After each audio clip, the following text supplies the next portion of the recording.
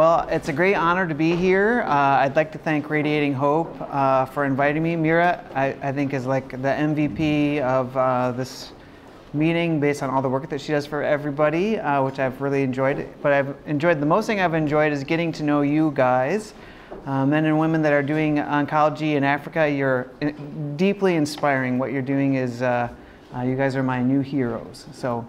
I'm here to talk a little bit about some new educational platforms that we could use to help you in your endeavors here, and hopefully give you a little background about what we're doing at Mayo. So I don't have any conflicts of interest to note. I'm going to talk a little bit about a Prono system, this technology platform, but I don't have any conflicts with them. I do have some caveats to share with you. I think are more relevant now than when I first made this slide. Is that I essentially practice in the ivory tower. I work at Mayo Clinic. I treat 1 or 2 sites, and it's a very supported system. It's nothing like what you're facing here. So I feel very blessed and lucky to be practicing where I am now. I've never been to Africa. Well, part of the reason for me to come to this meeting in anticipation of what I hope to do to help is I really wanted to understand better what challenges you're facing, and so learning what you're doing here is really going to help me shape what I can offer to you. And I want to say I make mistakes, just like every cancer doctor makes mistakes. Nobody's perfect. It's just that when we work together and collaborate together, we can all be better, but nobody's perfect. So here we are in Africa, in Tanzania, and it's well known for having very impressive wild animals. I see on this slide, but I want to know, what do you think is the most dangerous species in Africa? I'm going to guess that the people are, what? Yes, well, yeah. Well, all of the people that are not from Tanzania are probably on prophylaxis for something, and it's probably not for lion bites. Maybe the most dangerous species in Africa is the mosquito, which carries the malaria vaccine, or malaria. And so if we take this on to medicine, what do you think is the most dangerous specialty in medicine in terms of how the patients experience danger or bad outcomes? Do you think it's the surgeons? I think surgeons can be quite dangerous, but we usually know when a surgeon is bad. You can see bad surgical incisions. Post-operative mortality is another way to assess whether a surgeon is dangerous. In the United States, several healthcare outcomes are tied to surgical outcomes, post-op infection rates. And so we have a good way to test whether a surgeon is dangerous or not. So I don't think it's surgery. How about internal medicine, which can be a dangerous specialty for patients, mostly through misdiagnosis, but that's usually something that, again, we learn about. People learn, well, that doctor's not good because he continually misdiagnoses patients. And again, in the United States, several metrics have been built around figuring out which physicians are bad, and then we penalize their care. If their patients are immediately readmitted to the hospital, we know they're really probably not doing a good job. I personally think that we are the most dangerous specialty in medicine. Radiation oncology can be the most dangerous specialty in all of medicine, and I think that's because we are a very small specialty. Most people have no idea what we do. They certainly don't understand the intricacies of what we do. And so if you ask a medical oncologist or anybody else here is practicing, what does a radiation oncologist do? They have a generic idea about it, but they're really, for radiation oncology, the devil is in the details of what we do, and I'm going to talk a little bit about that more in a minute.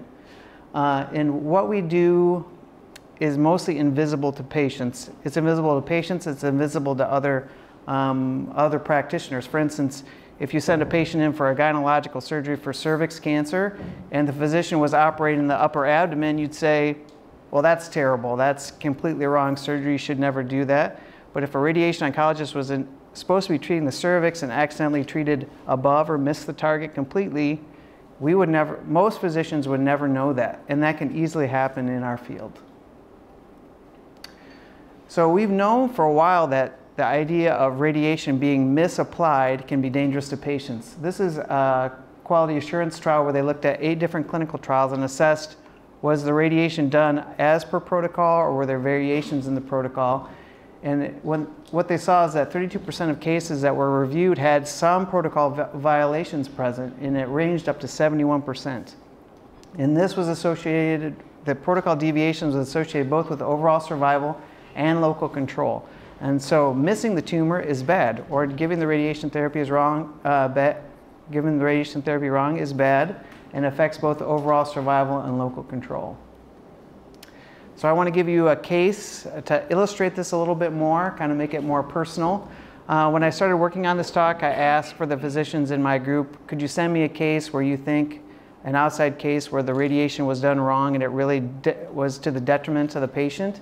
And I received several cases, but I thought this one was quite an interesting one to present. It was a 23-year-old male nurse practicing in a city close by us who presented with nausea and double vision. He eventually had an MRI and he had a brain tumor. They did a biopsy and it was shown to be a grade 3 astrocytoma with 1 p19q deletion.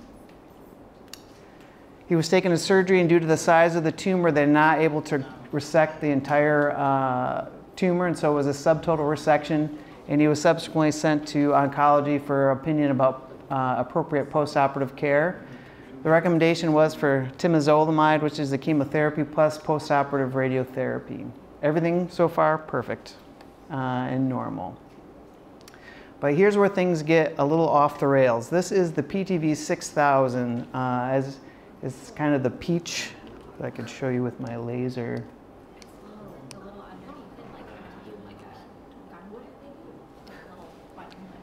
Yes, this was performed by a radiation oncologist from a major center, trained at a major center close by to us. And so this is the PTV, this shaded peach area, and I'll go through it a little bit.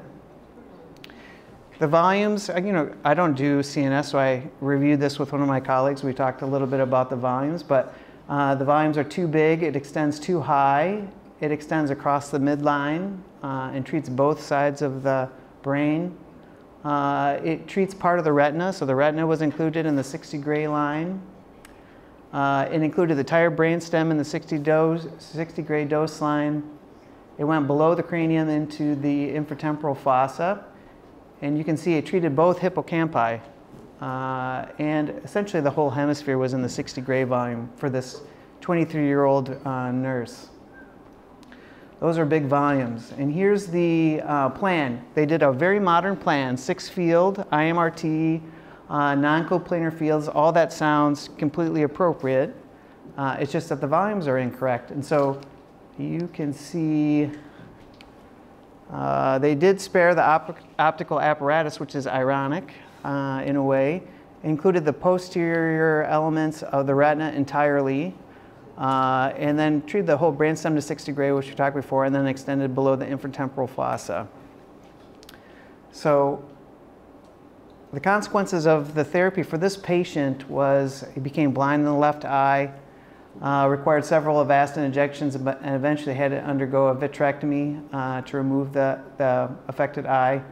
He had very poor vision in the right eye as well due to the brainstem dose and the ocular pathway dose. He had moderate ataxia from his brainstem dose, and he was pleasantly confused, and his parents, when he was a college graduate who was a nurse, he had moderate dementia, and his parents had to take care of him full-time after that.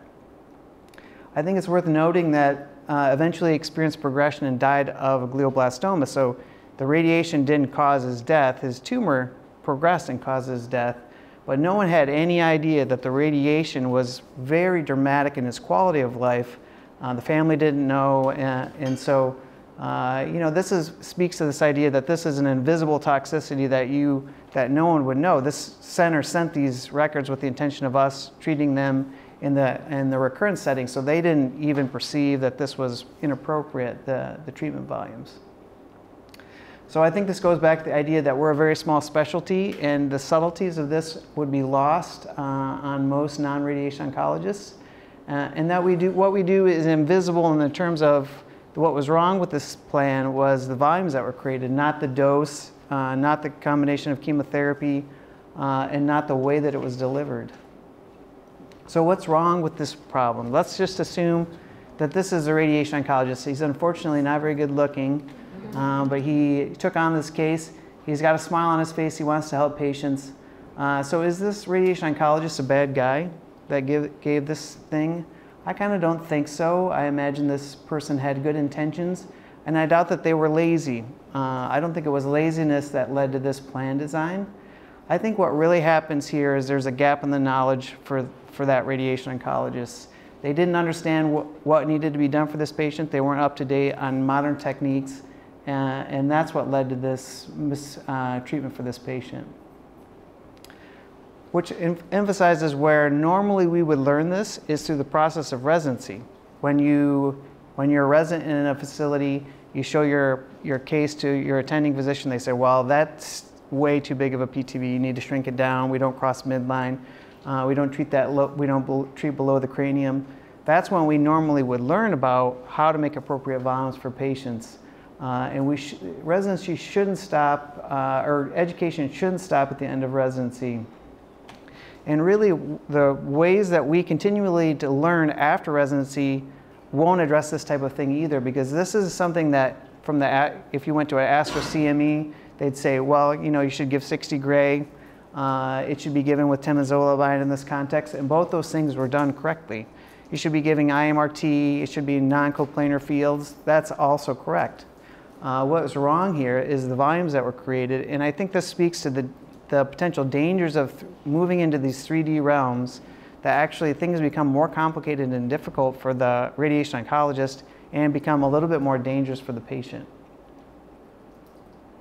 So what can we do about this? If your education really stopped in residency, but you need to be here across this gap, and the CME that you're normally going to get as part of your continuing education is not going to cross this gap, and Astro, with all the good intentions, can provide this type of education, then we need new educational approaches that help people in an anonymous way, not in a finger-pointing way, learn how they can do these processes better.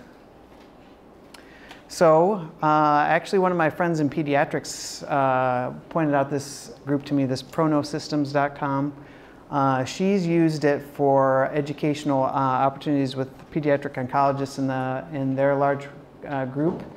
And she recommended it to me as a way to try to bridge some of these gaps. It's a very interesting system. It's entirely online, web-based. It has really two strong features associated with it. Well, for one, it's free registration, and you can get access quite quickly. It has kind of two interesting components that it attempts to use for training. One is the plan studies, and the other is contouring accuracy. For instance, I logged in and created a free account and did this parotid contouring tool. It starts with a document, a PDF that you can read that goes through all the details of how the parotid is associated, what's the basic physiology, why it's important, what are dose constraints for the parotid gland, so it kind of gives you a nice background. And then you can jump in and contour the parotid gland on a CT scan by yourself. And you draw all the slices on and then hit score, and it'll give you a score compared to the ideal score. And you can go slice by slice and see this. I don't do head and neck. I just want to point that out because my score is not very good. But you can see where, like I drew in the green, the professional contourer drew in blue. So that's the spots that I had too little, and in red I had too much volume. So it'll give you a score. And that score will be compared to everybody who's done the test to say, here's where you're at in your knowledge base of contouring this structure. You can then repeat it. You can hit the redo button and do the contours completely over and see if you can do better. The system is so nice that I actually redid this parotid. I didn't score that much better, so I didn't put a picture up there. But I redid my parotid here in my hotel room. So it's so good that Wi-Fi here is not the best, I think we'd all agree. But I was able to do the contouring of the parotid gland completely seamlessly from my hotel room here. So it's a very robust system. I don't know how they do it. It's maybe partly magic. In addition to contouring accuracy, there's a section on evaluation of plans. And if we think about this patient that we showed, where would you have kind of been able to stop this person and redirect them? Both contouring accuracy, because you can look at PTVs and say, oh, this PTV is too big. But you can also do these planning studies where you download an entire plan. It's agnostic to system, so it can be used with any modern planning system. You upload it in your system and then let your planners or you They give you kind of a dose and the dose constraints, and then they tell you how they're going to score the plan. And then you try to generate the best plan that you can at your center. And then you upload it, and it automatically scores it the same way as that contouring score is generated. So you can see very accurately, this is kind of the background it tells you for this head and neck study, what you should be contouring, what are the dose constraints. But then it gives you a score and lets you see how do you compare against other people who have tried to do this. In addition to giving you a score, there's several built-in modules for education, thanks, including videos that you can get on YouTube or Vimeo here, where someone that planned the thing and generated a really good plan talks through exactly how they did the plan, how did they think about the constraints, how do they organize the beam. So it's really residency. These are tools that essentially mimic what you would normally get in residency in this setting. And what I like about it in a lot of ways is that it's quite anonymous. Like, you realize, you know what, I'm a little bit rusty and out of date on my parotid contouring, and I have to do head and neck case. How can I learn again how to do parotid without somebody making fun of me and saying you shouldn't be doing head and neck? You can get on this site, go through these contours, and teach yourself how to do it in a way where nobody's critical of you. Or if you're not sure that your center's doing a very good job, or you don't trust your dosimetrist, that they're doing a good job on your plans, if you can get one of these, have your dosimetrist do it, then you can provide them with data. Say, really, these plans could be better. Let's watch this video and talk about how can we make a better plan for our center. So in a summary, it's a web-based platform that I think is really quick, reliable, and readily available. It's essentially free for a basic membership. It comes with a bunch of things that you can contour right from the get-go, and you can participate in these planning studies that are already done. If you wanted to subscribe yourself, it's $300 a year. It gives this anonymous residency-style education that I think is exciting. And currently, most of the plans are kind of associated around more modern VMAT, IMRT approaches, but that doesn't reason that they couldn't be more of those. And right now, my goal, and I've been exchanging emails, is to kind of be able to get an institutional license for Mayo Clinic for this. Once I get an institutional license, ProNow is going to let me upload as many cases as I want with as many contours as I want and distribute it freely to anybody who's registered for the product. So you don't have to have a membership to take part. So anybody in this room, if they had their email and I had these things ready, which we need to work on getting them ready, could get in the system, go through all the contours, practice contours, and then do planning with this system. So I'd like to invite anybody who wants to participate, no membership required. I think that this can teach cross-sectional anatomy. When I called the IAEA rep a few months ago and said, how can I help people in Africa and radiation oncologists in Africa, she said, you know, we really need to think about 3D planning. Everybody's moving into that. To do that well, you really need to understand axial anatomy. And that's not easy if you haven't trained with axial anatomy. This can be a great way to teach cross-sectional anatomy. I teach the basics of planning and gives feedback about plans and contours.